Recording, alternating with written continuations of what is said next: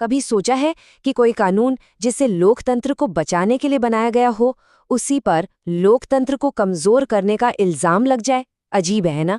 चलिए आज भारत के दल बदल विरोधी कानून की इसी दिलचस्प और थोड़ी उलझी हुई कहानी को समझते हैं। भारतीय राजनीति में ये कहावत तो सुनी होगी, पर यह सिर्फ एक मजाकिया जुमला नहीं है। इसके पीछे छिपी है राजनीतिक वफादारी के बदलने की एक ऐसी कहानी जो शायद ही कहीं और देखने को मिले। जी हाँ, ये बिल्कुल सच है। साल था 1967 और हरियाणा के एक विधायक थे गयालाल। उन्होंने एक ही दिन में 3 बार पार्टी बदली। उनकी इस हरकत ने तो जैसे भारतीय राजनीति में एक नई मिसाल ही कायम कर दी। और आया राम गया राम का ये मुहावरा हमेशा हमेशा के लिए दल बदल करने वालों की पहचान बन गया। और ये कोई एक दो घटनाएं नहीं थीं।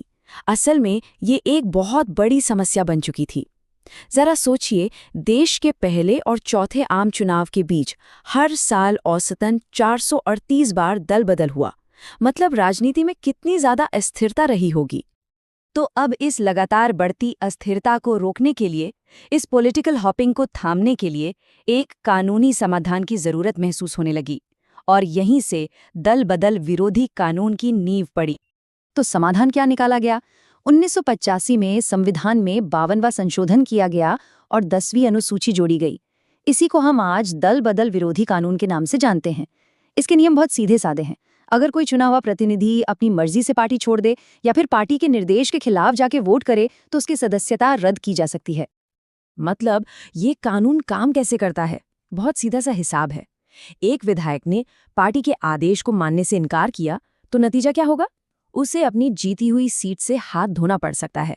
दल बदल को रोकने का ये एक बहुत ही कड़ा कदम था। अच्छा, तो जब ये कानून लाया गया तो इसके पीछे सोच क्या थी? मकसद बिल्कुल साफ थे। सरकारें स्थिर रहें, पार्टियों में अनुशासन बना रहे और बार बार सरकारें न गिरें। सबसे जरूरी बात, वोटर ने जिस पार्टी को अपना मत दिया है उस जनादेश का सम्मान हो। कुल मिलाकर राजनीतिक फायदे के लिए होने वाले इस खेल पर रोक लगाने की ये एक कोशिश थी।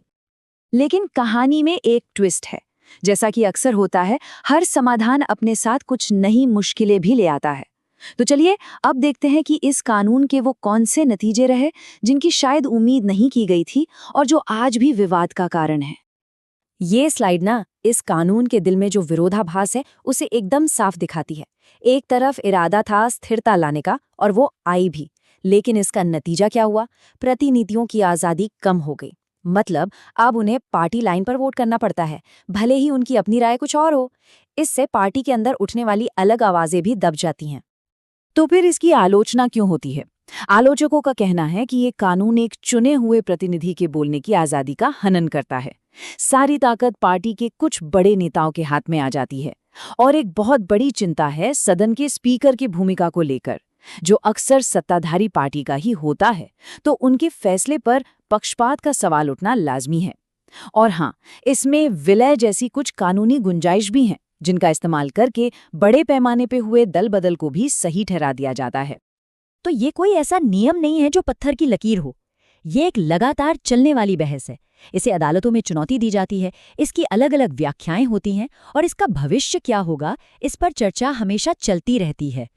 अगर हम इसके सफ़र को देखें तो वक्त के साथ इसमें काफ़ी बदलाव आए हैं। 1985 में ये लागू हुआ, फिर 1992 में कीहोतो हॉलोहैन केस में सुप्रीम कोर्ट ने एक बहुत बड़ा फैसला दिया।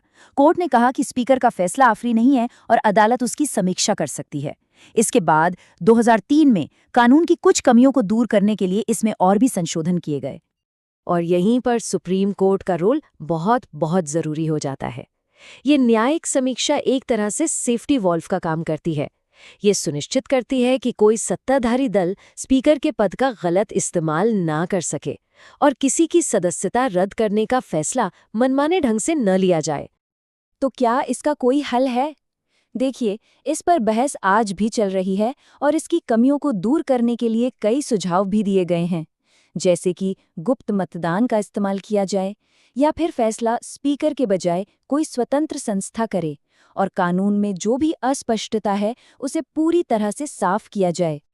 तो आखिर में हम घूम फिर कर उसी सवाल पर आ जाते हैं जहां से हमने शुरुआत की थी क्या ये कानून लोकतंत्र को बचाने वाली एक जरूरी ढाल है, या फिर ये उन प्रतिनिधियों के पैरों में बंधी एक जंजीर है जिन्हें असल में जनता की आवाज बनना चाहिए?